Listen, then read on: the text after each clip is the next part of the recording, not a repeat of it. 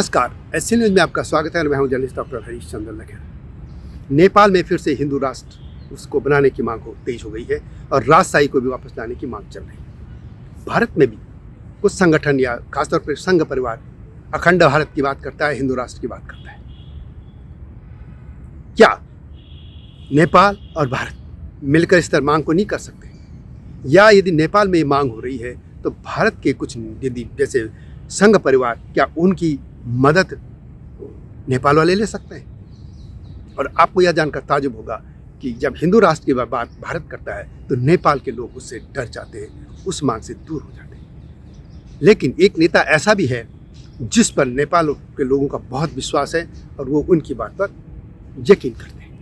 आखिर कौन है वो?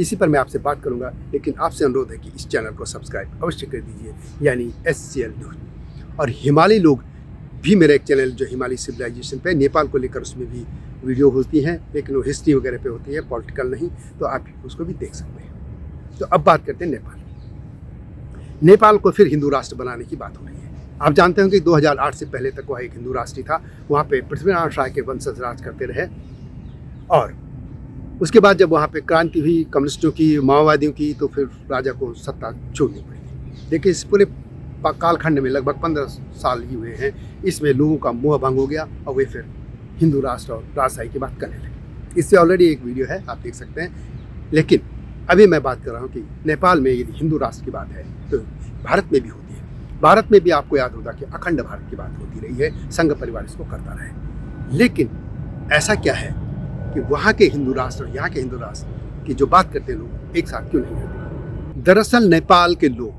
जब भी भारत में अखंड भारत की बात सुनते हैं तो वे डर जाते हैं। उनको लगता है कि वो जो अखंड भारत की परिकल्पना है उसमें नेपाल भी है और कहीं भारत की जो पॉलिटिकल पार्टियां हैं या सरकारें हैं, कहीं नेपाल को अपने उसमें विलय न कर दें, अपने में विलय न कर दें, यानी कहीं नेपाल भारत का हिस्सा न बन जाए। इसलिए वो डरते हैं और इसलिए वे नेपाल के जो लोग हिंदूवादी लोग हैं वे भारत के हिंदूवादियों से दूर रहते हैं। दूसरी बात यह है कि भारत के जैसे संघ परिवार की बात करते हैं, वो RSS पे भी इसीलिए विश्वास नहीं करते। उनका ये है कि अखंड भारत की जो परिकल्पना संघ की है वो अफगानिस्तान से लेके, पाकिस्तान से लेके, बर्मा और अब ये जो बांग्लादेश है, यहाँ पूरे आगे कंबोडिया, जावा, यहाँ तक की बात होती है। लेकिन यदि हम और भी देखिए जो व्यावहारिक है भी नहीं कि अब अफगानिस्तान, पाकिस्तान को तो भूल जाइए, लेकिन यहाँ तक मैं बात कर रहा हूँ। तो इसलिए वहाँ के लोग विश्वास नहीं करते। इसलिए आपको यह जानकर आश्चर्य होगा कि प्रधानमंत्री नरेंद्र मोदी से ज़्यादा वहाँ उत्तर प्रदेश के मुख्यमंत्री योगी आदित्यनाथ ज़्यादा पॉपुलर है। अब वो क्यों है? आप जानते होंगे कि योगी आदित्यनाथ जो गोरखपीठ के प्रमुख हैं, बाबा गोरखनाथ की वो पीठ है, उसी जो बाबा थे गोरखनाथ, उन्हीं को नेपाल में बहुत ज़्यादा माना जाता है। यानी जो उनकी जो गोरखा रेजिमेंट बनी थी, गोरखा जो सेना थी, यानी पृथ्वीनारायण शाह की जो उन्होंने 4 उसमें प्रमुख जातियां लड़ने के लिए रखी थी, उसमें क्षत्रिय थे, खस क्षत्रिय, ठकुरी, मगर और गुरु। इसके पहले बाहुन भी आए थे, बाहुन माने ब्राह्मण भी थे, लेकिन फिर ब्राह्मणों को पूजा पाठ में रहने दिया। इसके लिए दाई कमाई, दामी और कमाई, ये लोग हथियार बनाना या आगे जो वाद्य मंत्र बजाने थे, ये वो लोग काम करते थे, यानी सेना इस तरीके थे।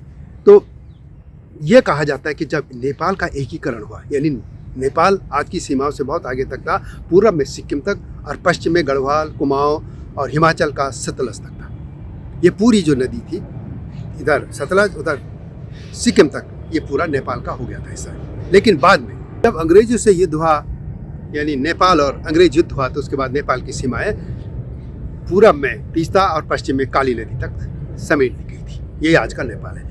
तो ये कहा जाता है कि जो पृथ्वीनारायण शाह थे, जो गोरखा एक छोटा सा जिला था, अभी वहाँ राज्य था उनका, वहाँ से बढ़ के उन्होंने जो नेपाल का एकीकरण किया, उसकी प्रेरणा बाबा गोरखनाथ ने उनको सपने में दी थी। और बाबा गोरखनाथ से ही प्रेरणा लेकर उन्होंने ये आगे अपनी सेना को युद्ध के लिए भेजा, उनके वंशजों ने भेजा और वो जीतते चले गए। और एक और उनकी जो गोरखा, ये जो नाम दिया था इनको गोरखा, ये बाबा गोरखनाथ से था। और उसी पीठ के प्रमुख हैं बाबा जो है योगी आदित्यनाथ। और उनकी हिंदू वाहिनी जो है वो लगातार यहाँ भी सक्रिय है, भारत में तो है ही, नेपाल में भी। और बाबा ने 2006 में एक पुस्तक लिखी थी, नेपाल अतीत और भविष्य, ऐसे कुछ उसका टाइटल भी था।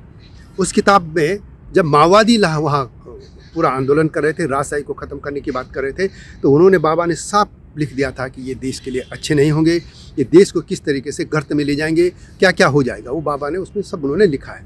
और वो चीज़ें अब सामने आ भी रही हैं, क्योंकि खुद नेपाल के लोग कहने लगे हैं कि पहले एक राजा था, अब तो यहाँ हज़ारों राजा हो गए, इन राजाओं से मुक्ति चाहिए।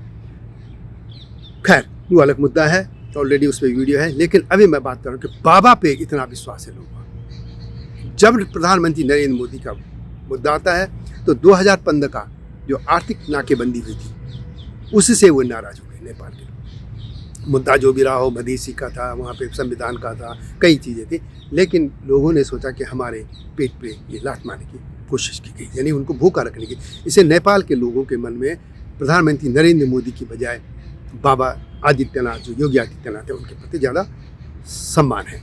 तो इसके अलावा नेपाल और भारत की जो सीमाएँ मिलते हैं, उसमें उत्तराखंड और इधर फिर आ जाता है उत्तर प्रदेश, फिर बिहार, फिर उधर पश्चिम बंगाल और सिक्किम, इस तरह की ये सीमाएँ बनती है। बाकी उत्तर में तो तिब्बत है।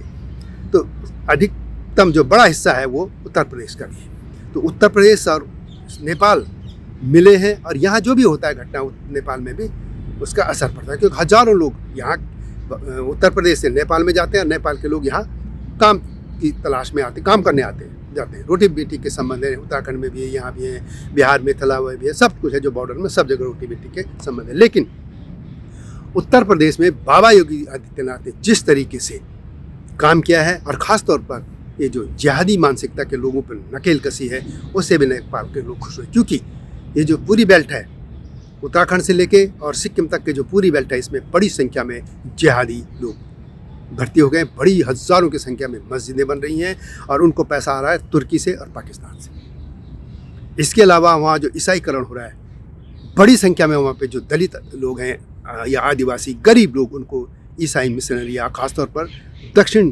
कोरिया की जो मिशनरी हैं वो काम करें। इन तमाम चीज़ों के खिलाफ मुखर होकर बोलते हैं तो बाबा योगी आदित्यनाथ, और इसलिए प्रधानमंत्री नरेंद्र मोदी से ज़्यादा पॉपुलर है योगी आदित्यनाथ। ये बात है।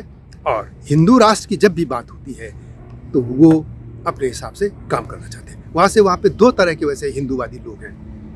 एक तो वे हैं, वो किसी भी तरह से ये जो भारत के हिंदूवादी हैं उनसे संपर्क नहीं करना चाहते। वो कहते हैं कि हम अपने हिसाब से करेंगे, क्योंकि वही बात डर है उनको कि कहीं अखंड भारत में उनका नेपाल को अपने में विलय न कर दे भारत। लेकिन दूसरी धारा एक और भी है। उनका ये मानना है कि भारत में भी लोग ऐसे हैं कि जो नेपाल को एक स्वतंत्र राष्ट्र के तौर पर ही देखना चाहते हैं। और अब चूँकि दुनिया बदल गई है, किसी भी राष्ट्र को अपने में समाहित करना बहुत मुश्किल है।